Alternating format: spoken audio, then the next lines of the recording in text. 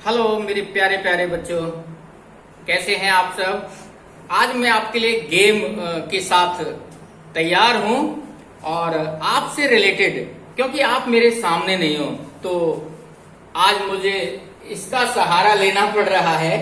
और आप देख के ये आइडिया लगा सकते हैं कि ये इस एक प्लेट है तो इस प्लेट में क्या रखा हुआ है।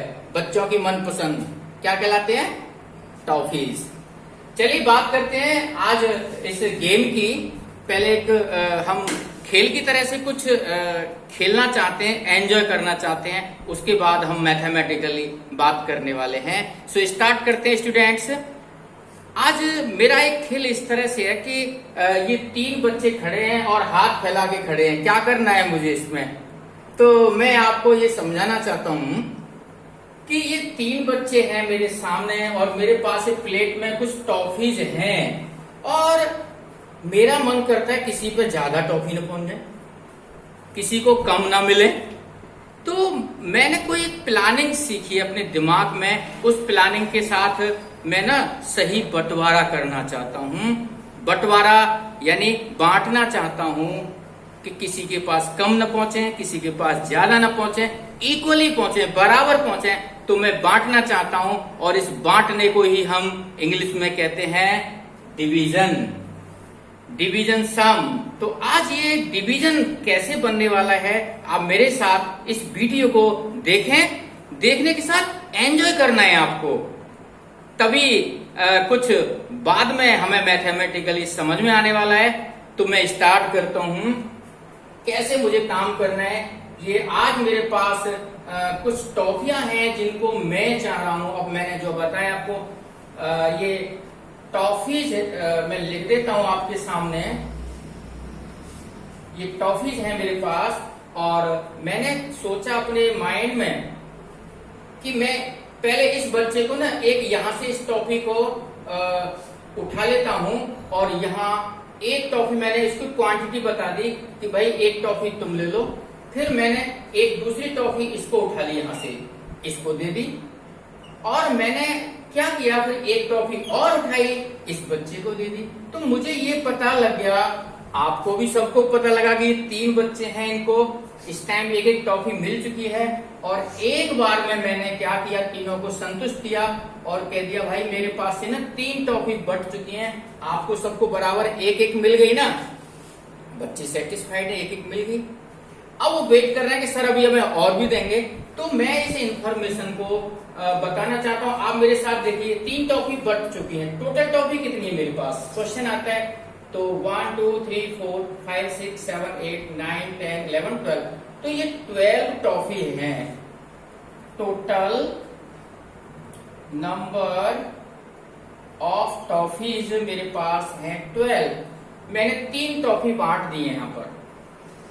अगला स्टेप, अब मैं चाहता हूं मेरे पास तो अब पहले मैंने इस इंफॉर्मेशन को लिखता हूं कि मेरे पास टोटल 12 टॉफी थी।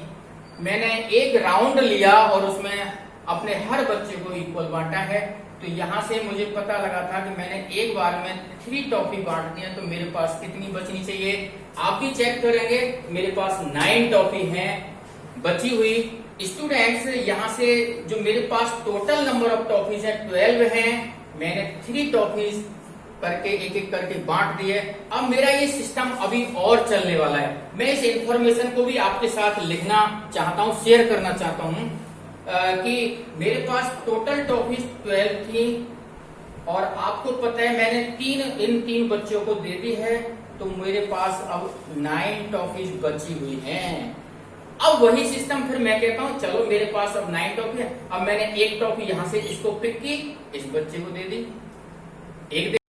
तो दोबारा से भी आपको दिख रहा होगा कि ये 3 टॉफी फिर बढ़ चुकी है।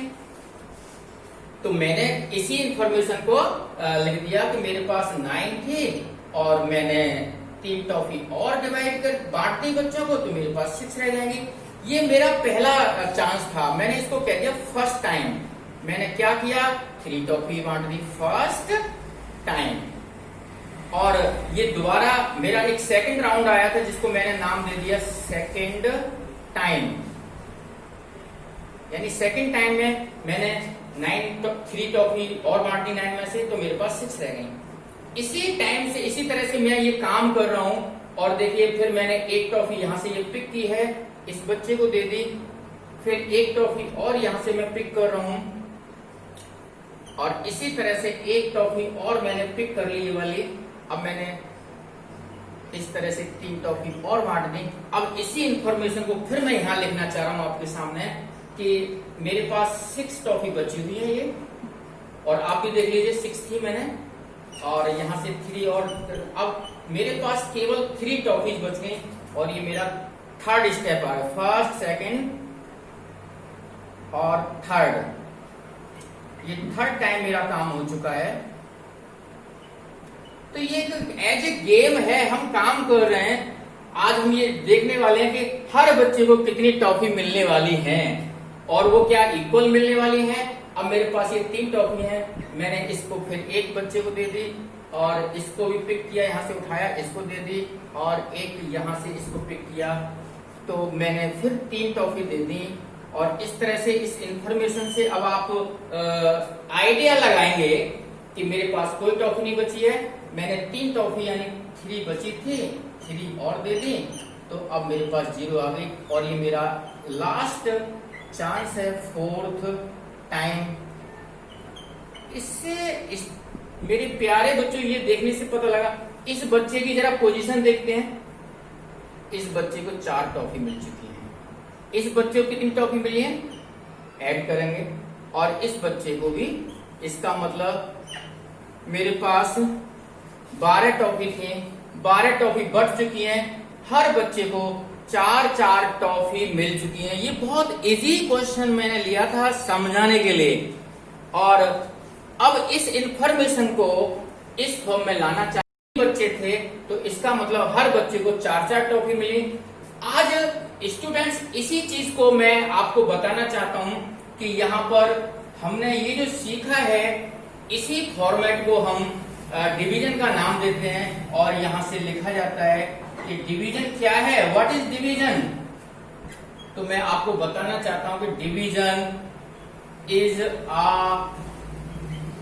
रिपीटेड, क्या हो रहा था यहाँ पर, रिपीट हो रहा था। क्या रिपीट हो रहा है, सबट्रैक्शन। तो डिवीजन इज अ रिपीटेड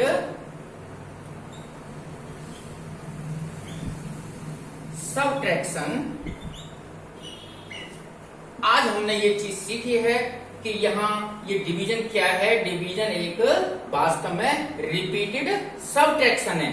क्योंकि मैं क्या कर रहा था, 12 टॉफी थी, मैंने 3 टॉफी को एक बार में बांट दिया, 9 बच गई। फिर मैंने 3 टॉफी और बांट दी, क्योंकि मेरे पास 3 बच्चे थे, तो हर बार में 3-3 टॉफी बांटता जा रहा था, इसलिए मैंने कह दिया division is a repeated subtraction.